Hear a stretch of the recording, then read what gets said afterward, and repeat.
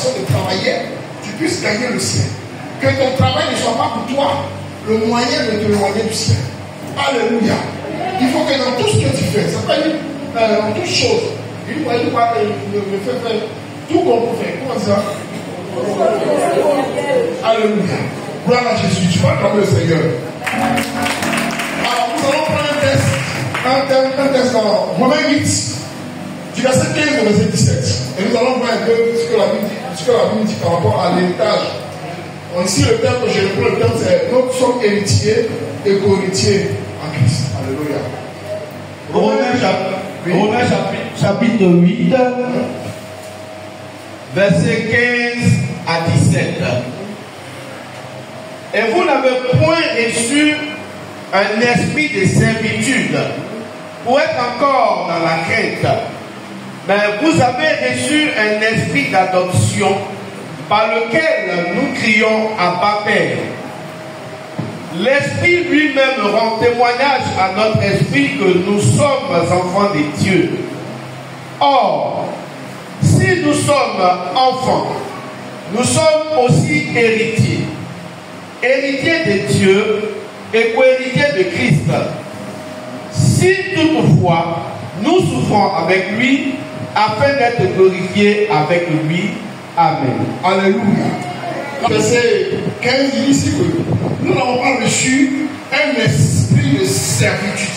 Autrement dit, nous n'avons pas reçu un esprit d'esclave. Pourquoi tu vois ça quelque part? L'esprit que tu as reçu là te sort de l'esclavage. Dans la Bible dit que nous n'avons pas reçu un esprit de servitude, donc un esprit d'esclavage. Parce que Israël était un esclave en Égypte. Et la Bible dit que c'était de la servitude. Ils servaient les Égyptiens. Leur travail là-bas, c'était de servir les Égyptiens. Ils n'ont pas le choix que de faire ce que les Égyptiens leur disaient de faire. Et la Bible dit quoi? Ici, pour l'esprit que nous avons, ce n'est pas l'esprit de servitude, du moins un esprit d'esclavage. Alléluia. Amen. Mais ils disent que nous avons reçu un esprit, et vous avez reçu un esprit d'adoption qui nous prend comme enfants de Dieu. Et l'esprit lui-même rend témoignage. C'est-à-dire que l'esprit rend témoignage. L'esprit de Dieu qui nous a adoptés rend témoignage à notre esprit que nous sommes enfants de Dieu. Et la fille dit quoi? Donc, si nous sommes enfants de Dieu, et pour ça qui est intéressant, alors nous sommes enfants de Dieu, donc nous sommes héritiers de Dieu, comme Christ est héritier de Dieu. Ça veut dire que nous sommes héritiers et co-héritiers avec Christ. Alléluia. Donc, que tu sois héritier de Dieu, il faut que tu reçoives cette garantie-là, qui est le Saint-Esprit, qui lui va te dire que toi tu es enfant de Dieu. Alléluia. Amen. Autrement dit, si tu n'as pas encore reçu l'Esprit de Dieu, tu es encore dans la servitude, dans ce qu'on appelle l'esclavage. Pour que l'esclavage de ta vie soit brisé, il faut que le passage ou bien la présence du Saint-Esprit soit intégrée en toi. Alléluia. Ça, c'est ce que je viens de dire. Maintenant, nous allons voir qu'est-ce que c'est qu'un héritage. C'est vrai qu'on appelle l'héritage. L'héritier de Dieu. Mais quand on dit l'héritage, là, quand il y a laissé un héritage à ses enfants, on regarde vraiment qu'est-ce qu'il y a dedans. Alléluia. Donc, on va voir l'héritage même dans le dictionnaire Larousse. Qu'est-ce que c'est qu'un héritage? L'héritage, c'est le patrimoine qu'une personne laisse à sa descendance. Souvent, en général, c'est après sa mort. C'est quand on donné avant les morts. Parce que les gens réclamaient les morts, l'héritage. Comme l'histoire du fils prodigue. Lui, il dit son père est vivant, il n'a pas de problème. En même temps. On parle de là, en même temps. D'après les gens, il est là. Donc, moi, en même temps, il est quitté ici. Parce que c'est pas comment ça s'est passé après. C'est là qu'il est là. Donc, moi, en même temps. Alléluia. Mais là, il y a un bruit avant toi, il ne sait pas. Tout le monde, moi, il y a un marché en même temps. Alléluia. Donc, en général, c'est après la mort de celui qui lègue son héritage que la succession se fait. Ou du moins, l'héritier hérite de celui qui est décédé, de son père, en général, de son parent. Donc, l'héritage, c'est le patrimoine qu'une personne laisse à sa descendance après sa mort. Maintenant, dans l'héritage, là, pour les humains, pour l'homme, là, pour la terre, je vais vous donner ce qu'il y a dedans. Quand on donne un héritage, c'est quoi? En général, c'est quoi? Qui peut donner l'exemple d'un héritage? Hein? C'est quoi l'héritage? Une maison, quoi encore? une entreprise, voilà. Et puis quoi encore? Des champs, des voitures, de l'argent. Vous avez oublié ça, l'argent. Vous avez oublié l'argent. Moi, je pensais que vous allez passer par l'argent. Hein? Alléluia. L'argent des biens précieux, parce que nous laissons des diamants, des l'or dans les banques qui ont enrichi les femmes. Il y a des gens qui disent, moi j'ai investi dans l'or, j'ai investi dans les bijoux. Il y a des femmes qui mettent des bijoux, des hommes même qui mettent des bijoux dans une banque.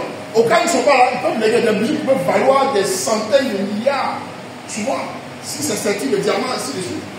Donc, à sa mort, il dit, bon, voici, il fait un testament en général, et puis il dit, voici ce que je lègue à ma descendance. Et en général, il cite les noms pour ne pas qu'il y ait confusion. N'est-ce pas? Parce qu'il y a des gens qui peuvent venir d'ailleurs, qui disent, moi, je paie ici, la vie des gens ici qui ont voulu hériter de certaines personnes riches. Parce qu'ils ont vu la richesse. Quand les gars voient, ils sont présentés comme enfants. Non, j'étais un enfant dans l'ombre. Tu n'as jamais été enfant dans l'ombre. Alléluia. Donc, un enfant peut hériter de son père des biens. En général, des biens, des richesses. Mais il peut hériter aussi de deux choses. Est-ce que quelqu'un veut? Il peut hériter de deux choses. Il peut hériter de quoi? Des dettes aussi. Parce que je crois qu'en justice, quand tu peux hériter des biens de quelqu'un, tu hérites aussi de ses dettes. Mais si tu renonces à l'héritage, tu ne fais pas les dettes, je crois. Pour ceux qui sont de droit, je pense que c'est ça. Si tu ne déclares pas héritier, parce qu'il n'y a aussi pas accepté l'héritage, mais si tu n'acceptes pas, donc tu n'es pas comptable aussi de ses dettes. Bon, ok. Dans tous les cas, il peut vous laisser les dettes. Comme beaucoup de gens ont laissé les dettes à leurs enfants. Ils ont mangé l'argent, maintenant c'est les dettes qu'ils laissent. Alléluia. Mais il peut les aussi autre chose. On va calmer le Seigneur. Il peut un enfant peut hériter de son corps aussi. Un héritage génétique. J'ai oublié ce qu'on appelle l'héritage génétique. C'est-à-dire que ton père a une maladie, et puis toi tu hérites de cette maladie. Ton père a un défaut, tu peux hériter de ce défaut. Ton père a une qualité, et puis tu peux hériter de cette qualité. Ton père peut hériter des sorciers ou des esprits de famille, et puis toi aussi, ton père peut avoir des esprits de famille, et puis il va te léguer ça. Alléluia. Amen. Ça c'est l'héritage matériel, c'est l'héritage sur la terre. Maintenant on dit pas ici que nous sommes héritiers de Christ, donc héritiers de Dieu. Dieu n'est pas dans les biens matériels, parce qu'il dit que Dieu est esprit. Alléluia. Donc si Dieu est esprit, ce qui peut léguer à quelqu'un, ça vient de quoi? Du spirituel. Alléluia. Très simplement. Du spirituel. Et on sait que le spirituel domine quoi? Alléluia. Est-ce que tu vas calmer le Seigneur? Tu peux voir ça. Donc, Dieu peut hériter de leurs parents des biens. Dieu peut hériter de leurs parents de l'argent. Dieu peut hériter de leurs parents beaucoup de choses. Ça, c'est ce qu'il peut mériter. Mais toi, en tant qu'enfant de Dieu, Dieu te dit, tu seras héritier de ce que je tiens. Alléluia. Est-ce que ce n'est pas une bonne chose, ça? Et on va voir maintenant ce que le ciel nous donne. On a vu ce qu'il nous donne. On va voir ce que le ciel nous donne. Alléluia. On va lire 1 Pierre 1, verset 4. Et on peut voir aussi 1 Pierre 1, verset 18. Alléluia. Amen. Mais je vais quand même dire, je vais quand même donner un verset, puis on va continuer. La Bible parle dans Proverbe 10, verset 22, quoi. Il dit quoi? C'est quoi? C'est la bénédiction de Dieu, écoutez-moi bien, qui enrichissent et qui ne sont d'aucun. Les bénédictions de Dieu qui enrichissent. Donc, les bénédictions, ce n'est pas la richesse. Bénédiction, ce n'est pas la richesse. La bénédiction, ce n'est pas la richesse. Mais la richesse, c'est une partie de la bénédiction. Alléluia. Amen. Donc, c'est quand tu es béni, que tu es riche. Et après, les versets qui suivent, qui ne sont suivis d'aucun chagrin. Donc, c'est la bénédiction de Dieu qui te rend riche, mais en même temps qui t'épargne d'une certaine douleur ou d'une certaine inquiétude. Parce que quand tu allais en forêt, que tu as eu l'argent, tu passes un jour à t'attraper. Alléluia. Parce que toi, tu as besoin d'une émission. On te voit que tu es riche, tu as une grande maison, tu as une grande villa. Et puis tout le monde t'envie. Mais toi-même, tu sais au fond de toi-même que ça, c'est un problème de vie. Donc, chaque jour, le chacun dont Dieu parle, chaque jour, tu es dans l'inquiétude. Pourquoi les gens qui sont très riches là, ne t'envient pas forcément, hein? Ils sont aussi sur quelque chose. Ou même ils sont ici parce que le diable a fait. Ils ont fait un pacte avec le diable. Mais quand ils font un pacte avec le diable, je vous explique ce qu'il y a raison de faire des pactes avec le diable sur 10 ans, sur 5 ans, sur une période. Selon que tu donnes le diable, selon que tu as avec le diable. C'est-à-dire que par exemple, je te rends riche sur 10 ans, n'est-ce pas? Mais au bout de la 10e année, je prends ce qui est demandé. C'est comme potion. Alléluia. Tu as déposé une potion quelque part. Le jour où tu vas là, on va te donner ta potion. Donc lui, il t'a donné la richesse. Amen. Mais tu le dois. Donc chaque jour que tu as la richesse là, tu penses à quoi? Tu penses à quoi? Tu penses à ce que tu lui dois. Donc ta vie là, en général, les gens ne sont pas heureux. Et d'ailleurs, pour vous, c'est pas forcément heureux. Parce que sa vie là, il pense au jour où ça va arriver. Le gars, quand il a une grosse vie là, il a les châteaux, c'est pas fait dans les résidences de drogue. Souvent même, c'est au prix de la vie de ses enfants, au prix de la vie de ses enfants qu'il a signé ce pacte. C'est-à-dire, quand la preuve va arriver, tous ces enfants qui ont bénéficié, tous ces enfants avec qui il a, ils vont partir. Pourquoi? Parce que c'est le pacte qui a signé le diable. Mais en ce qui concerne les enfants de Dieu, la Bible dit quoi?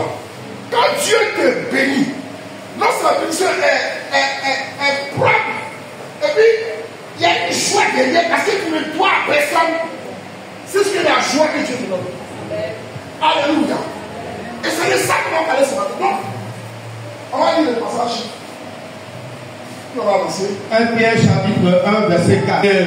Qui ne se peut ni corrompre, ni souiller, ni flétrir, lequel vous est réservé dans les cieux. On va avoir un peu plus derrière pour comprendre les choses. 1 Pierre 1 verset 3. 1 Pierre 1 à partir du verset 3. Béni soit Dieu, le Père de notre Seigneur Jésus-Christ, qui, selon sa grande miséricorde, nous a régénérés pour une espérance vivante, par la résurrection de Jésus-Christ d'entre les morts, pour un héritage qui ne se peut ni... Il est ici en clair que l'héritage que tu m'as donné là, l'héritage ne peut pas avoir ne peut pas être impacté par quoi que ce soit. Ne peut pas se nourrir, ne peut pas aller dans les endroits où?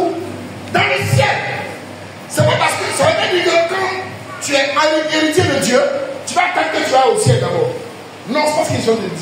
Ils ont dit quoi? Que l'héritage que Dieu t'élevait dans le ciel, elle ne peut pas être. Elle ne peut pas. On ne peut pas l'atteindre. Le diable ne peut pas l'atteindre. Alléluia. Mais c'est comme une banque. Parce qu'elle nous a réservé, c'est comme une banque quelque part. Quand toi tu as besoin de quelque chose dans cette banque, qu'est-ce que tu fais? Qu'est-ce que tu fais? On va arrêter la paix. Qu'est-ce que tu fais? Si tu as besoin d'argent, on va faire quoi? Tu vas prendre. Voilà. Donc c'est quoi la Bible dit quoi? Ne vous inquiétez pas, tout ce qu'on connaît quoi? Donc, aller là-bas, je crois, c'est aller au ciel. Est-ce que chaque jour tu sais comment on va au ciel chaque jour? Alléluia. Nous allons parler des mystères. Chaque jour, tu vas au ciel. Quand tu te présentes devant Dieu et que tu passes à prier, tu fais quoi avec le ciel par l'esprit? Donc, tu es ton esprit, ton corps ici, mais ton esprit est dans le ciel. C'est pourquoi il y a des choses, Paul, des choses, Jean, pouvait être ici à l'estage et puis son esprit pouvait être dans le ciel. Paul a vu tout ce qui a se passer dans le ciel. Il a vu Jean, il a vécu ça dans l'Apocalypse. Donc, chaque jour, si tu es un enfant spirituel, tu peux être en contact avec le ciel. Ça peut arriver quoi? Il dit, Dieu vous permet d'appeler à l'existence ce qui n'existe pas. Donc, tu es capable d'appeler ce qui est dans le ciel pour que ce qui est dans le ciel descende. Élie a fait quoi? La Bible dit que Dieu est un homme de l'homme nature que nous. Qu'est-ce qu'il a dit? Il a dit à la pluie d'en haut. Il n'a pas dit, il a pu descendre. Il a appelé le ciel et le ciel s'est exécuté. Alléluia. Donc, la Bible dit que notre bénédiction, tout ce que nous avons est réservé dans le ciel. Comme quoi le ciel nous a ouvert. Donc, à chaque fois que nous avons besoin de quelque chose, nous allons voir notre banque qui est dans le ciel. Est-ce qu'on me suit? Ou bien je reprends. La Bible dit quoi? Que notre héritage est réservé dans le ciel. Pourquoi? Parce qu'à tout moment, le diable peut venir nous prendre les biens, l'argent, nos maisons, on a vu la situation des gens. Job a une journée a perdu tout ce qu'il avait. Alléluia. Job a perdu sa maison. Job a perdu ses enfants. Job a perdu même sa santé. Alléluia. Mais Job avait une réserve dans le ciel. Alléluia. Quand tout ça est passé, qu'est-ce que Job a fait? Job est resté intègre. Et c'est ça, ce qui était réservé dans le ciel plus là, est descendu. La Bible dit qu'il a eu plus foi que ce qu'il avait avant. Le diable peut t'arracher ce que tu as. Bien ne t'inquiète pas. Le diable peut te prendre ton argent, peut te prendre ta santé, mais pas prendre tes biens qui sont dans le ciel. Parce qu'à tout moment, tu vas vers le ciel va descendre. C'est pas ne vous inquiétez pas des choses de la terre. Parce que ce qui est arrivé dans le ciel là-bas, c'est plus grand que ce qui est sur la terre. Jésus était face au diable. Quand il a dit, regarde, si tu te procèdes devant moi, tout ce royaume, je vais te donner. Mais ce qu'il oublie, c'est que ce royaume-là, c'est bien de qui? Bien de Jésus. Celui qui a établi le ciel et celui qui a établi la terre, le ciel et la terre. Donc ce royaume dont tu parles, tu ne me dois pas. Ce royaume, ça m'appartient. Je peux te donner 10 royaumes comme celui-là. Je ne peux pas me corrompre pour quelque chose qui m'appartient. Ce royaume m'appartient. Ce monde m'appartient. Et la Bible que nous régnons avec Dieu.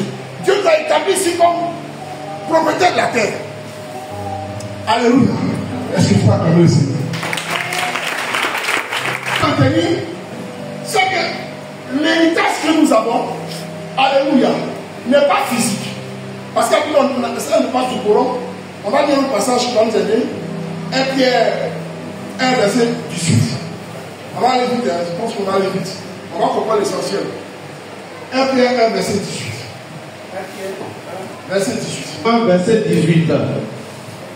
Sachant que ce n'est pas par des choses périssables, par de l'argent ou de l'or, que vous avez été rachetés de vos pères. Verset 19. Mais par le sang précieux de Christ, comme et sans tache.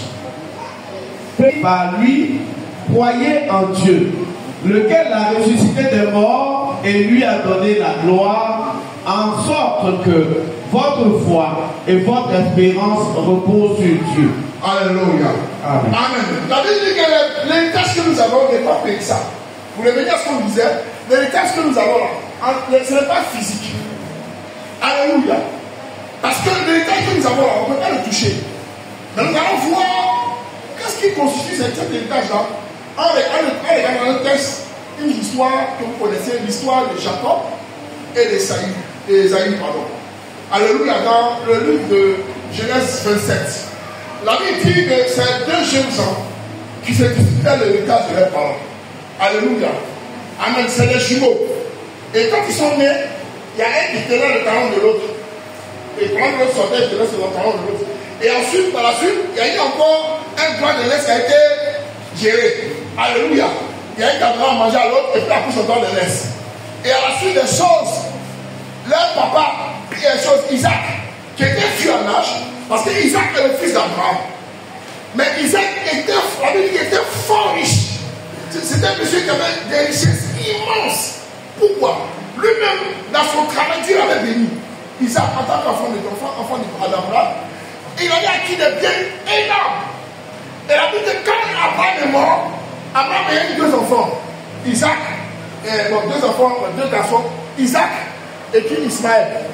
Voilà, les deux principaux enfants. Et Ismaël était le fils de la servante. Donc, il n'était pas le fils légitime en tant que tel. Mais Isaac était le fils béni de Dieu. Et donc, quand Abraham est parti, la Bible dit quoi? Il a légué tous ses biens à Isaac. Alléluia. Mais il a donné quelques-uns aux autres. Et puis, il les a éloignés de son fils Isaac pour éviter qu'il y ait un conflit.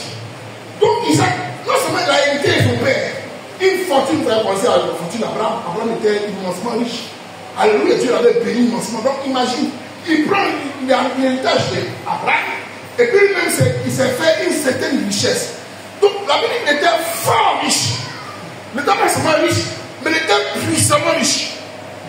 Et donc, cependant, il devait mourir, parce que son temps était arrivé. Il était vieux en âge. Donc, il était pour lui le temps de faire, sa succession ou ses adieux à ses enfants. Donc, qu'est-ce qu'il a fait? Tu sais, Dieu avait pour choix, c'était Jacob que Dieu avait comme choix. Mais Isaac, lui, il voulait suivre les choses selon que la coutume voulait. C'est-à-dire que la coutume veut que quand le père meurt, c'est le premier fils, voilà, qui est le successeur par élévation. Alléluia. Maintenant viennent les autres. Mais Dieu avait son plan déjà établi depuis le sein de la mère de Jacob et son frère Isaïe. Parce qu'il y a un texte qui a parlé d'Isaïe, c'est deux nations qui vont se battre pour moi. Tu sais, on se défend, deux nations de battre. Il y a un qui a marché sur l'autre, il y a un qui a donné l'autre. Dieu avait établi les gens dans le sein de la maman, celui qui met son héritier. Vous suivez un peu? Alors, donc Abraham étant vieux, Abraham n'était pas dans l'esprit de Dieu. Isaac n'était pas dans l'esprit de Dieu. Par contre, l'esprit avait parlé à la femme d'Isaac. Et qu'est-ce qu'elle a fait? Il a appelé Isaïe. Il dit, bon, Isaïe, viens, parce que je suis vieux, je vais te bénir, pour que tu puisses, avec la bénédiction que je te donne, parce que là-bas, à l'époque, la bénédiction d'un père, même aujourd'hui encore, la bénédiction d'un père est plus que toute chose. C'est le père représente un peu ce qu'on appelle l'autorité déléguée de Dieu. C'est pourquoi vous les parents, quand vous prononcez si vous parlez sur un enfant, c'est comme vous appelez le ciel sur l'enfant. Je vous ai dit qu'on a la capacité d'aller au ciel, prendre les choses du ciel. On peut aller prendre aussi les malédictions. Parce que le ciel n'est pas conçu souvent du royaume de Dieu. Dans le ciel aussi, il y a le royaume de Satan. Ensuite, il y a un père sorcier. Ça veut dire qu'il ne va pas aller puiser la bonne source. Mais il va aller dans le ciel prendre la autre source. Il faut prier pour que ton point ne soit pas sorti. Aussi, déjà, Jésus a brillé son nom de Jésus. Alléluia. Donc, il n'était pas dans la révélation de Dieu, Isaac. Mais par contre, Dieu avait suscité dans l'esprit de sa femme ce qu'il devait se passer après. Et qu'est-ce qui s'est passé? La Bible dit qu'il a appelé son fils, Isaïe, il a dit, bon, va me préparer une viande. Donc, va tuer une viande, viens me préparer cette viande-là. Et puis que je mange, que mon cœur soit en joie, afin que je te bénisse. Alléluia. Et donc, la femme d'Isaac a entendu ça. Et comme elle avait reçu, ce n'était pas lui, Isaïe, l'aîné, qui devait être héritier de ce que Dieu avait préparé.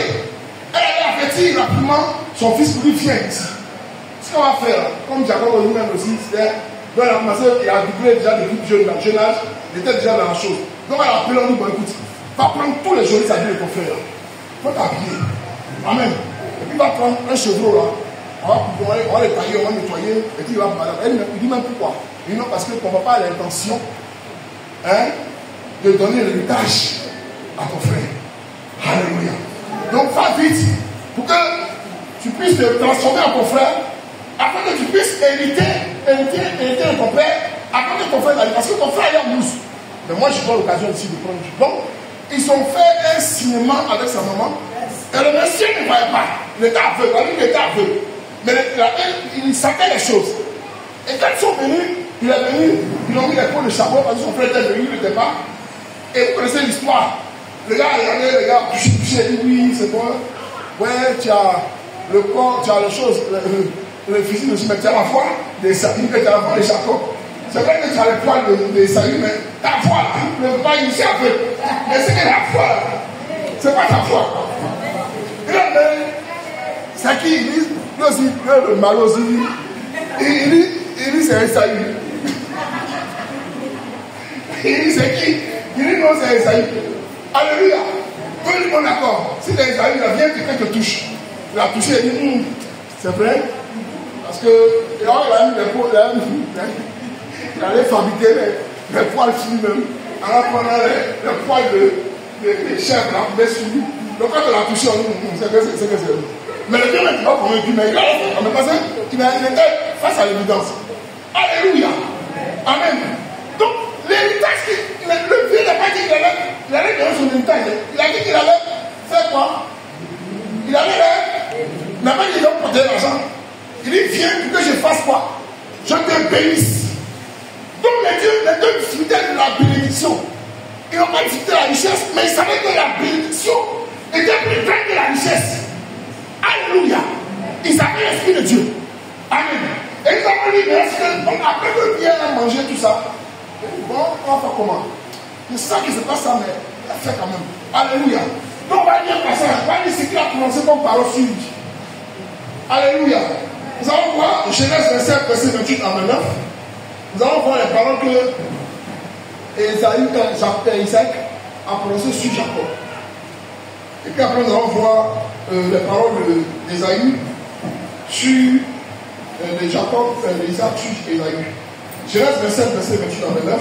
Genèse chapitre 27, voilà, verset 28 à 29. Vas-y. Que Dieu te donne de la rosée du ciel. Il dit que Dieu, il dit moi mon Père, ce que je vais déclarer sur toi, c'est les paroles. Mais les paroles que je vais dire, le ciel, la carte qui brille sur toi. Alléluia. Deuxième chose, il dit quoi?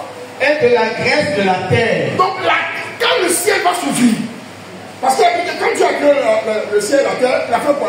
Dieu a fait, on dit la terre n'avait pas de verdure. Il n'y avait rien sur la terre. Mais pour que la terre produise, qu'est-ce que Dieu était obligé de faire? Il était obligé d'ouvrir le ciel pour que la pluie tombe. Donc il dit, pour toi, le ciel sera toujours ouvert. Je suis de traduire un peu ce qui est comme bénédiction. Partout où tu seras, si le ciel est fermé, si le ciel est fermé à un endroit, dès que tu arrives là-bas, le ciel va s'ouvrir. Alléluia. Alléluia. Si tu arrives sur une terre déchaissée, quand tu vas arriver, dès que tu vas poser le pied, la terre sera fertile. Il dit la graisse de la terre. Le ciel va s'ouvrir. La rosée va descendre. Donc, partout où tu vas partir, c'est ce qui va se passer. Alléluia, on continue. Du blé et du vin en abondance. Donc, la nourriture sans manquer. Alléluia. Que des peuples te soient soumis. Donc, tu seras supérieur à des peuples.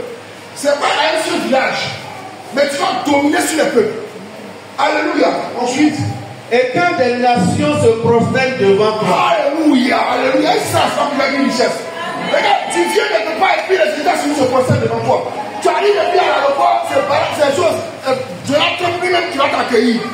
Alléluia. Et c'est les honneurs qui sont avec toi. Et à côté des honneurs, c'est la richesse du pays. Parce qu'un pays qui se possède devant toi, c'est un pays que tu possèdes.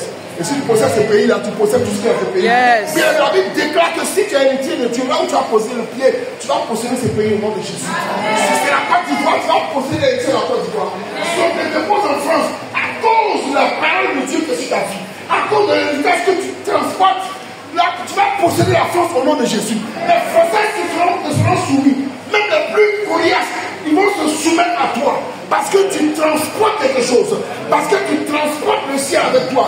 Parce que tu transportes une chose de Dieu. Parce que tu es un transporteur de bénédiction. Alléluia.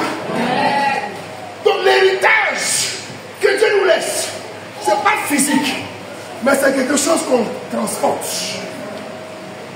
Comme Élie transportait la gloire de Dieu. Élie était certes pauvre. Pauvre physiquement parce qu'il n'avait rien. C'est le corbeau qui le nourrissait. Cependant, il parle au ciel. Et puis le ciel est dit. Alléluia, donc j'ai fini. Sois le maître de tes frères. Donc tes frères même là, tu vas les dominer. Et que les fils de ta mère se prosternent devant toi. Alléluia. Maudit soit quiconque te maudira. Donc ils seront maudits ceux qui vont se lever dans ta vie. Ils seront maudits tous ceux qui vont faire les choses comme toi. Mais il y a une chose. Et béni soit quiconque te bénira. Alléluia. Tous ceux qui seront en contact avec toi, qui vont dire les paroles, ils seront contaminés par ce que tu as. Que tu contamines ta famille, que tu contamines ton entourage, c'est ce que Dieu te réserve. Viens le contaminer parce que je pense que tu vas transporter l'héritage de Dieu en toi. Et parce que tu transportes l'héritage de Dieu en toi, partout où tu vas arriver, les gens seront bénis à cause de toi. Amen. Alléluia. Alléluia. Alléluia. Je vais continuer dans ce sens-là. Vous savez, Jacob, après avoir fait ça, quand il a reçu la bénédiction de son père, et que son frère est venu, son frère était était rempli de jalousie. Et il envoya son frère vers le Dieu. La suite, c'est quoi? C'est que Jacob s'est vu obligé de fuir la présence de son frère. Donc quand il fuyait, il a laissé tout l'héritage à son frère. N'est-ce pas? Amen. Il a fui. Alors que la bénédiction était destinée à lui. Mais il a laissé argent, richesse.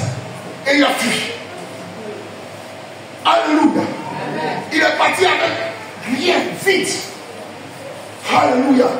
Et même dans un passage, il dit ici que si le Seigneur me bénit, qu'il me donne la gloire et du pain, ça veut dire que quand il était dans sa fuite, il n'avait même pas à boire ni à manger.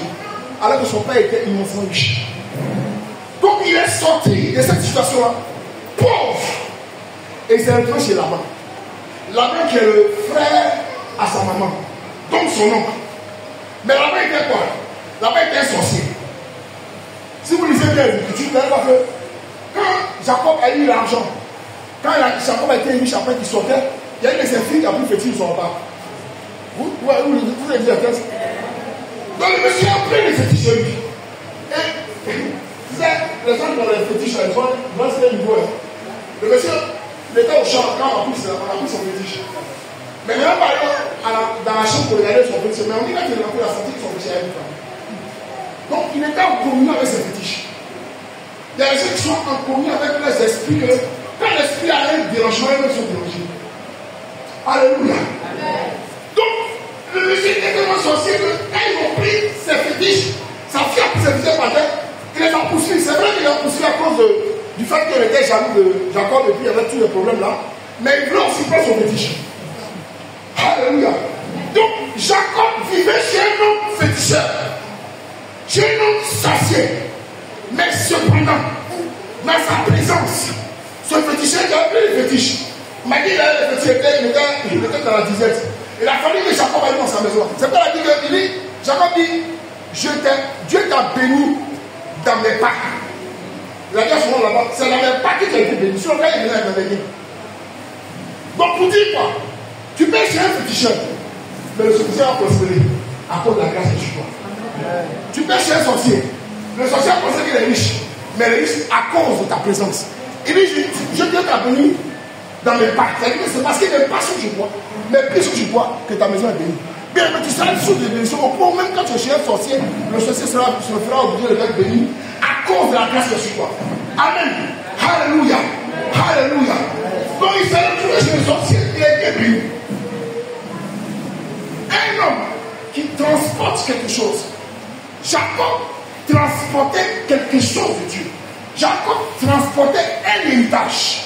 Et cet héritage-là, à chaque fois qu'il était en endroit, l'héritage paraît pour lui. C'est l'héritage de Dieu parle. Amen. Parce que partout tu as posé les pieds, l'héritage que tu transportes. Puis tu transportes quelque chose de Dieu en toi. Et partout tu vas arriver. Quel que soit les endroits où tu vas arriver là, cet héritage va parler pour toi. À cause de cette présence de Dieu qui est en toi. Alléluia. J'ai dit une chose. Là, tu transportes une gloire de Dieu. Et cette gloire se voit obligée d'être se manifester à cause de ce que tu es et ce que tu as de répondre devant Dieu. Alléluia. Là où les portes seront fermées, quand tu vas arriver, les portes vont s'ouvrir. Amen. Là où on dit on prend pas quelqu'un, quand tu vas arriver là, l'État va parler pour toi, la porte va s'ouvrir.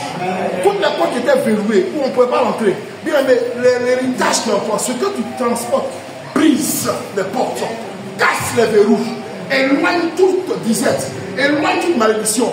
Au nom de Jésus. Alléluia. Parce que tu as la capacité, tu as le pouvoir d'appeler les choses du ciel par ta sainte présence. Alléluia. Élie avait vu son fils Élisée, il a dit, et Élisée lui a posé une question, il dit, tu t'en vas. Mais moi je te laisse quoi? Alléluia. Il dit, qu'est-ce que toi tu veux? Il dit, le Seigneur nous doit les pauvres. Depuis on marche dans la bouche, on va aller. Mais je sais que tu transportes quelque chose. Mais ce que tu transportes là, donne-le le plus. Alléluia. Parce que ce que tu transportes là, amène la vie. Ce que tu transportes là, donne la résurrection. Ce que tu transportes là, crée la situation. Appelle les sens qui n'existent pas. Donne-moi le double de ce que tu transportes. Donne-moi le double de l'héritage que tu as reçu de Dieu. Et donc ici, voici, il a dans son manteau. Signe du pouvoir, signe de l'autorité. Alléluia. Donc, l'argent ne représente pas forcément la richesse que nous attendons en tant qu'enfants de Dieu. Mais nous transportons l'argent dans la bénédiction que nous avons. Alléluia. quand tu parles, la chose vient à l'existence. Et l'héritage que Dieu veut te donner, Dieu t'a donné. Donc tu possèdes par la vertu de cet esprit. C'est que Dieu bénit le nous donner. Alléluia, est-ce qu'on peut acclamer Seigneur?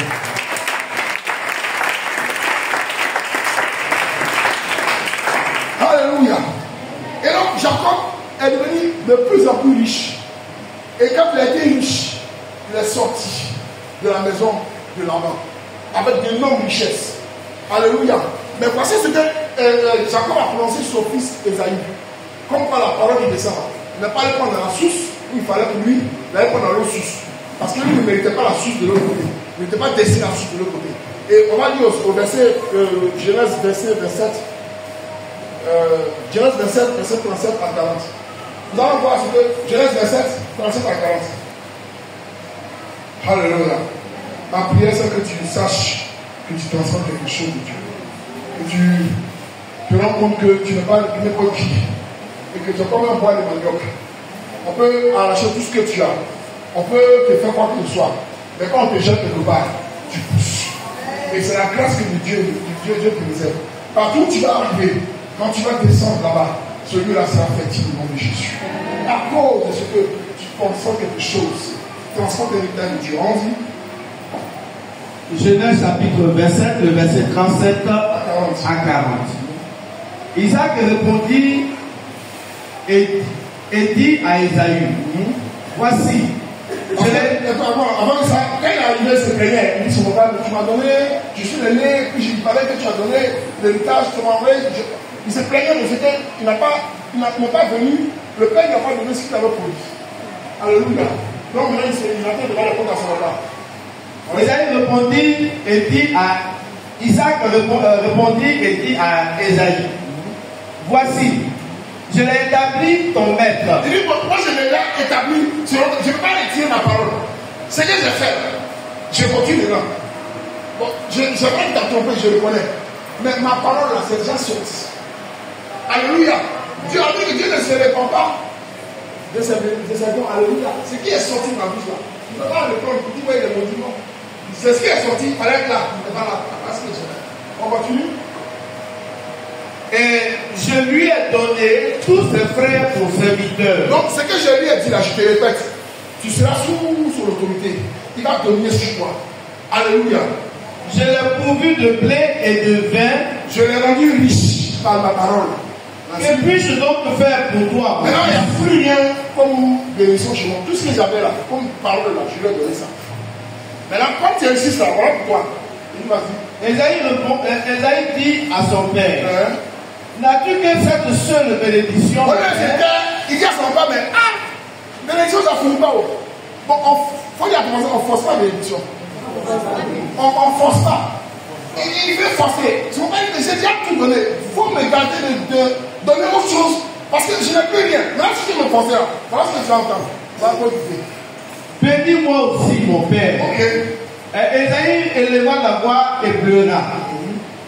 Isaac, son père, répondit, je lui dis, voici, ta demeure sera privée de la graisse de la terre. Voilà. Comme tu vas entendre, je ne vais pas dire, tu m'obliges à part, tu pleures, vous savez, souvent les enfants, là, quand ils pleurent, est-ce que quand ton enfant pleure, s'il veut l'âme, tu vois, il veut l'âme pour jouer. Ça veut dire que l'enfant voit l'âme à côté, et puis il veut jouer à ça. Et puis il pleure tellement, il dérange le monde pour l'enfant. Pourquoi tu pleures, tiens là. Qui me donne là, quel carré de là? J'ai appelé la police, tu vas matin là. Alléluia. Amen. Mais lui, il pleurait tellement, il m'a dit, bon, ok, tu es mon enfant, mais voilà ce que tu vas entendre. Ça, c'est, vas-y, on continue. Ta demeure sera privée de la graisse de la terre et de la rosée du ciel. On m'a dit que tu seras pauvre. C'est ça, mais hein, ta demeure sera privée de graisse et la rosée du ciel. À l'époque, on comparait la bénédiction par ce qu'on recevait. Ce n'était pas l'argent tant qu'était. Les gens n'étaient pas riches, mais ils étaient riches en terre et en choses, en bêtes. Dans laquelle une bête, chameau, mouton, on évaluait la richesse de quelqu'un. Même Abraham évaluait sa richesse par les biens qu'il avait. Alléluia. Donc c'est par la richesse qu'il avait. Donc, quand on dit la rosée va tomber là, on mesurait la rosée comme quelque chose qui va venir fertiliser la terre et donner, produire ce que les éleveurs, ce que les paysans ont. Alléluia, parce que tous étaient paysans. Ils n'étaient pas fonctionnaires comme aujourd'hui. Vous voyez, quand on parle de bénédiction, on parle de choses, de bourse en choses. Alléluia. On parle de Wall Street, on parle des argent. Voilà. Alléluia. On parle en termes de milliards et autres. On continue. Il dit non, tu seras privé, tu seras pauvre. Première chose, tu seras pauvre. Ensuite, tu vivras de ton épée.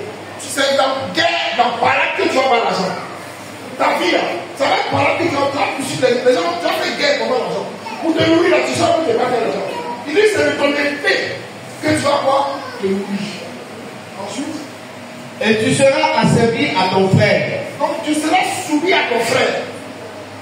Mais en errant librement ça et là, tu briseras son joug de dessus de ton cou. Alléluia. On acclame le Seigneur très fort. Donc de la même source est sortie deux choses. Une bénédiction et quoi? Une malédiction. Alléluia. Avec ton quoi? Tu peux recevoir une bénédiction comme d'autres peuvent recevoir une malédiction. Ça dépend de leur attitude. Alléluia. Donc ici, l'héritage que Dieu léguait à son fils, c'était l'abondance. Et l'autre héritait d'une situation difficile, chaotique à la limite. Amen. Alléluia. Est-ce qu'on va acclamer le Seigneur et puis il va commencer? Donc voici un peu l'image de l'héritage que Dieu nous laisse. L'héritage en Christ, c'est quoi? C'est le ciel, je vais dire le ciel qu'on transporte. Parce que la Bible dit quoi? Quand Jésus donne la prière, il dit quoi? Que ton règne vienne. Que quoi? Ta volonté s'appelle quoi? Sur la terre, sur la terre, sur la terre, sur la terre, comme au ciel. Donc ce ciel sur la terre, comme au ciel, comparer le ciel à la terre, ça veut dire qu'il y a quelqu'un qui fait descendre les choses du ciel à la terre. Et ce que tu fais dans le ciel là, ça va venir sur la terre. Alléluia, ça veut dire que ta volonté se fasse dans le ciel comme sur la terre. Alors, sur la terre comme dans le ciel, ça va. Sur la terre comme dans le ciel. Autrement dit, à cause du règne de Dieu qui est en nous là, on peut faire descendre le ciel. Et quand on parle du ciel, c'est pas tout le ciel qu'on peut tomber, mais c'est qui est dans le ciel, la main du ciel, les grâces du ciel. Alléluia. Alléluia. Alléluia. Donc, quand le ciel s'ouvre sur ta vie, et la question que tu as commencé, c'est que le ciel va s'ouvrir, tu transportes le ciel. Par contre, tu vas le ciel est opposé te suivre. La grâce de Dieu l'a opposé dessus. Alléluia. Et nous allons voir un exemple pour finir. Vous connaissez l'histoire de Joseph? Alléluia. Joseph, le fils de Jacob, toujours la même lignée. Jacob aussi avait un fils qui s'appelait Joseph. Après que Jacob ait prospéré, Jacob a eu des enfants. Et parmi ces 12 enfants, il y avait un qui s'appelait Joseph. Et celui-là, je crois que quand il y a son histoire, Dieu l'avait choisi. Dieu l'avait prédestiné pour sauver l'humanité à l'époque. Alléluia. Parce que la famille devait détruire l'humanité. Mais Dieu a suscité quelqu'un. Et cette personne-là, Dieu l'a préparé dès son bas âge. Parce que dès son bas âge, Dieu lui faisait voir les choses, les mystères du ciel. Il avait le don d'interpréter les songes. Dieu lui parlait par les songes. Alléluia. Et à cause de ce que Dieu lui parlait par les songes, à cause de ce qu'il avait quelque chose de Dieu. Son père s'était fait obligé de l'aimer par les plus les autres. Vous savez, quand tu as la faveur de Dieu là, tu attires les gens même sans qu'ils le sachent. Son père ne savait pas pourquoi il aimait. Mais il aimait plus que ses frères. Alors lui-même, il ne se cachait pas de montrer qu'il aimait Joseph. On pouvait lui donner un manteau sans le savoir. Mais le manteau qu'il donnait, il donnait autorité à Joseph sur tous ses frères. Le manteau représente le pouvoir, représente l'onction, la puissance. Et la Bible dit que quand il était petit, il a fait un manteau bigarré, un manteau de plusieurs couleurs, et il a mis sur lui. Et à cause de ça, ça a suscité la colère autour de lui. Mais dans la colère que ça a suscité là, c'est que le début du plan de Dieu. Quand Dieu veut te bénir, Dieu peut susciter la haine autour de toi. Dieu peut susciter la colère autour de toi. Et cette colère a conduit ses frères à vouloir le tuer. Et la Bible dit qu'en voulant le tuer, ils ont eu l'intention de le mettre dans une fosse. Vous savez, la fosse représente pour vous un moyen d'enfoncer quelqu'un. Quand on te met dans une fosse, on met d'enfoncer. Mais sachez une chose, un enfant qui a l'héritage de Dieu, un enfant de Dieu, le comme un ballon de football. Quel ballon de football là? Tu mets un seau d'eau, que tu vas enfoncer le ballon dans l'eau, qu'est-ce qu'on le fait? L'eau le jette le ballon.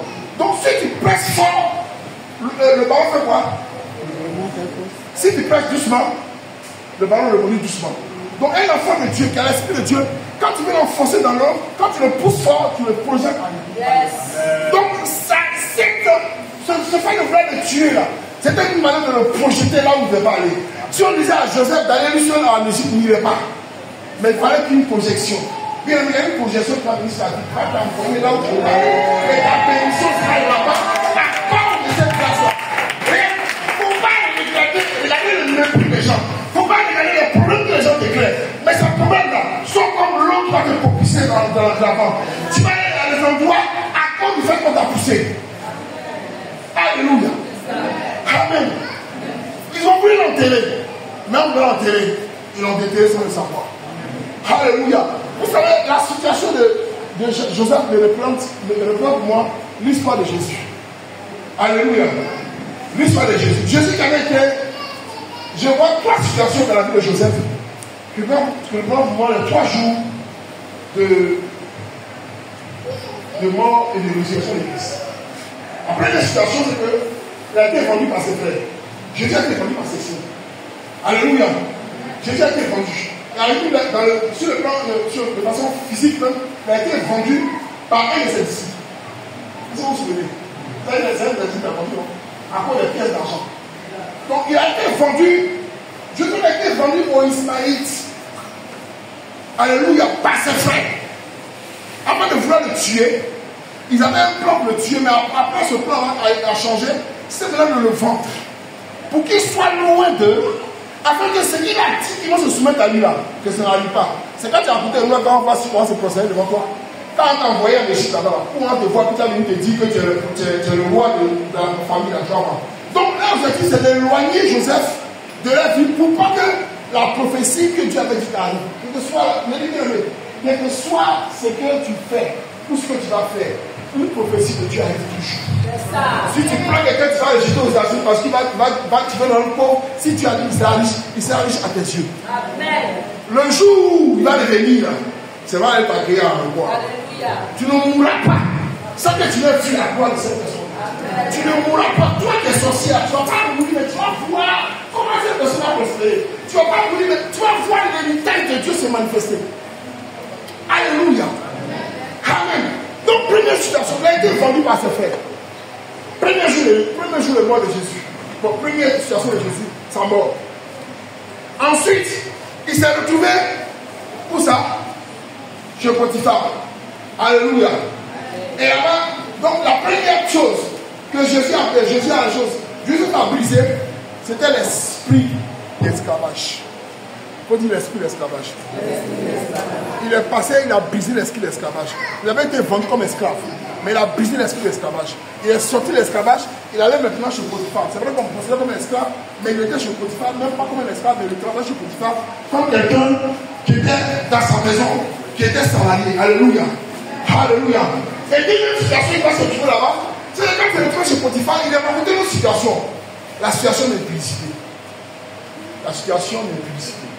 Il était face à l'impudicité. Il était face au péché. Alléluia. Alléluia. Il était face à la situation d'impudicité. Dieu a brisé l'impudicité quand tu étais auteur depuis longtemps par le revêtement du Saint-Esprit en toi. Quand tu es en Christ, si tu étais prostituée avant, tu n'es plus prostituée. Si tu étais en Christ, quand tu te considères comme femme prostituée, femme de ou homme de à partir de l'instant où tu as l'esprit de Dieu, cette malédiction est brisée sur ta vie au nom de Jésus. Toutes les situations de prostitution qui s'attachent à ta vie sont cassées au nom de Jésus. Toutes les situations d'avortement que tu as pu faire sont cassées au nom de Jésus. Maintenant, tu es régénéré par l'esprit de Dieu. Alléluia. Donc, il allait briser l'esprit de publicité. Car la femme de Potiphar voulait coucher avec lui. Mais qu'est-ce qu'il a fait? Il s'est échappé. Et la Bible dit que cette malédiction ne s'est pas attachée à lui. Parce qu'il doit continuer son chemin. Et dans cette situation-là, il a été condamné en vain. Il s'est retrouvé en prison. Ce matin, je veux que toutes les prisons qui sont sur la vie sont cassées. Les prisons qui t'enfermaient, tout chez qui t'enfermaient, qui te rendaient esclaves. La Bible dit que nous ne sommes pas appelés à un esprit de servitude, un esprit d'esclavage. Tout esprit d'esclavage sur ta vie est cassé au nom de Jésus. Si tu penses que toi qui servais les gens tous les jours, par par l'héritage que Dieu te donne ce matin. Je dis bien, l'héritage que Dieu te donne ce matin, c'est les autres qui vont te servir, non pas toi qui vas servir les autres désormais. Tu seras à la tête et non à la queue, parce que Dieu t'a établi à briser l'esprit d'esclavage. Tu étais toujours celui-là que ton corps envoyait pour faire les choses. Mais bien aimé, toi, tu vas envoyer ton corps pour aller faire les choses pour toi. Alléluia. Tu étais le jeune chemin qui était dans le quartier, quand on dit, bon, on va faire, ça va qu'on l'envoyer. Bien aimé, c'est toi qui vas envoyer les gens aller faire le combo maintenant, parce que Dieu casse la prison dans laquelle tu étais. Les limitations qui étaient dans laquelle tu étais soient cassées au nom de Jésus. Jésus devait sortir de la prison. Parce que la prison n'est pas sa destination finale. La prison était un transit. Alléluia. Dis Alléluia. Alléluia. Et la troisième chose, c'est que de la prison. Alléluia. C'est un nouveau palais. Je prie que ce matin, l'héritage que tu as de ta vie, de propulse en prison. En un lien de temps, que tout ce que la discute ta vie soit effacé.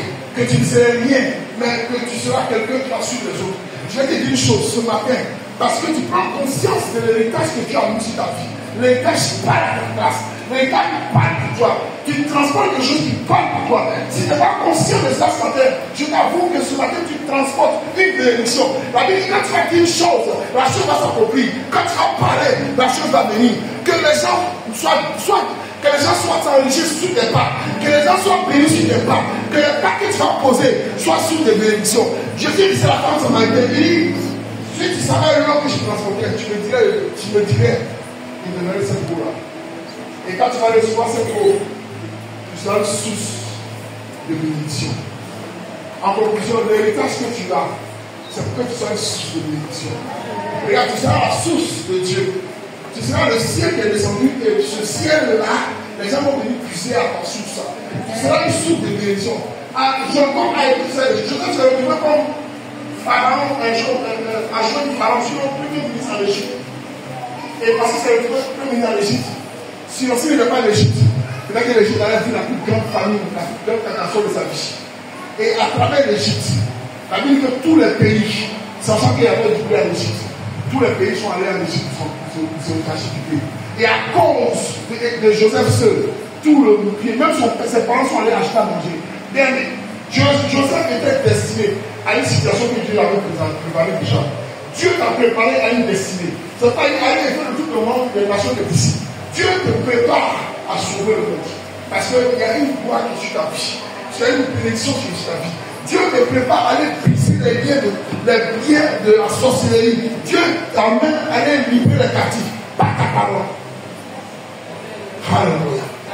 Alléluia. Est-ce que tu peux acclamer le Seigneur?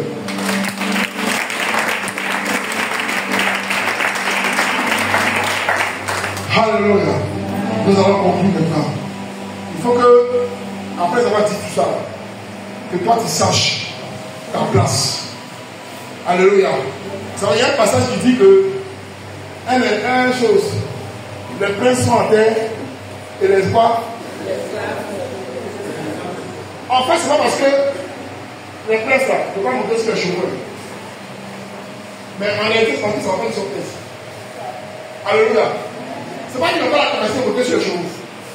Mais c'est parce qu'eux-mêmes là, ils ne sont pas conscients qu'ils sont princes. Et un prince, c'est celui qui est élu de quoi? Et un roi. Alléluia. Tu n'es pas conscient de ta position. C'est quoi les esclaves des gens? Tandis que les esclaves sont en terre, les princes sont sur les chevaux. Si tu prends conscience du fait que toi tu es un héritier de Dieu, tu ne vas plus marcher comme esclave pour écouter les gens. Mais tu vas t'asseoir dans ta place dans Dieu. Bien, ce matin, il dit une chose. Tu as l'esprit de Dieu en toi. Et parce que tu as l'esprit de Dieu en toi, tu transportes l'héritage de Dieu. C'est parce que tu n'es pas conscient que tu transportes l'héritage qui peut parler de toi, que tu vis dans cette situation d'esclavage. Bien, lève-toi et prends conscience de ces choses. Par ta prière, tu peux changer la situation. Par tes paroles, tu peux déclarer les choses. Il dit, si vous avez dit, je m'en vais. Mais je vous laisse ici. Et vous ferez les choses comme moi. Et vous ferez de plus grandes. Alléluia. Jésus n'avait pas grand chose. Jésus n'était pas riche. Mais Jésus avait la richesse en lui. Est-ce que vous comprenez? C'est deux choses. Jésus n'était pas riche. Il n'avait pas de maison. Enfin, il disait que il dit quoi, les larmes, les tanières, les oiseaux, les nids. Mais le Fils de l'homme, c'est pas où avec la tête. Cependant, c'est lui qui dit la maladie disparaît, la maladie disparaît. C'est lui qui a transformé les poissons et les pains. Et beaucoup de gens ont mangé. C'est lui qui a la capacité d'appeler la richesse quand il veut. Parce qu'il transforme la richesse. Bien aimé, je dis, j'avoue ce matin que je crois et je déclare que tu transformes la richesse en toi. Alléluia. Donc, effectivement, il n'est pas riche. Mais il était la richesse en lui-même. Il était la richesse incarnée. Celui qui avait la possibilité de le toucher, il est très riche.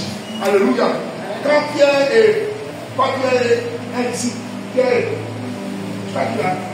et Jean sont retrouvés devant le tabernacle. Il y avait un monsieur de lui faire le but. Il a parlé la peine. Il dit que nous on a rien. On n'a pas l'argent. On n'a pas l'argent. Mais c'est qu'on a. Il a dit lève toi marche. Tu n'as pas l'argent certes, mais tu as la parole de Dieu. Tu n'es pas riche, mais tu as la parole de Dieu. Et cette parole que tu as peut enfanter la richesse. Parce que c'est cette parole-là qui a créé toutes choses.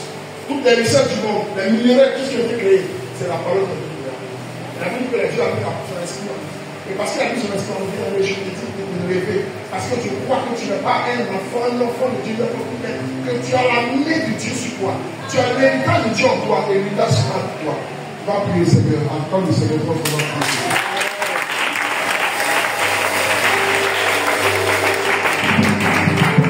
Va prier les mots avec Christ. Seigneur, nous voulons te rendre grâce. C'est toi qui nous as appelés à travers une grande lumière. C'est toi qui nous as appelés aux choses d'en haut. Ce matin, tu nous as fait connaître notre position. Tu as dit, Seigneur, que nous sommes héritiers et cohéritiers avec Christ. C'est ce que Christ a fait. La Bible déclare que nous ferons les plus grandes. Et Seigneur, depuis longtemps, nous marchions, Seigneur, nous sommes acquis parce que nous ne savons pas que nous sommes des princes. Nous savons que nous sommes élevés. Nous transportons la bénédiction, nous transportons la richesse, nous transportons l'homme, nous transportons l'argent. Nous avons la puissance de Dieu, nous avons l'onction de Dieu. Ce matin, active dans nos vies, active dans nos vies, active dans nos cœurs, dans nos pensées. Active ces choses dans nos vies. Que nous sachions, Seigneur, que nous sommes héritiers. Que le ciel s'ouvre. Que le ciel s'ouvre sur nos finances. Que le ciel s'ouvre sur nos vies. Que le ciel s'ouvre sur nos projets.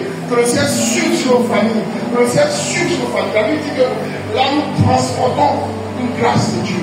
Là où nos pieds fleurons, nous donnons la Seigneur en héritage. Je prie, éternel Dieu, que dans nos maisons, à cause de ta présence, à cause de cette grâce que nous transportons, que nos maisons soient bénies, que nos familles soient bénies, car désormais nous sommes source de bénédiction, source de grâce, source de faveur, au nom de Jésus.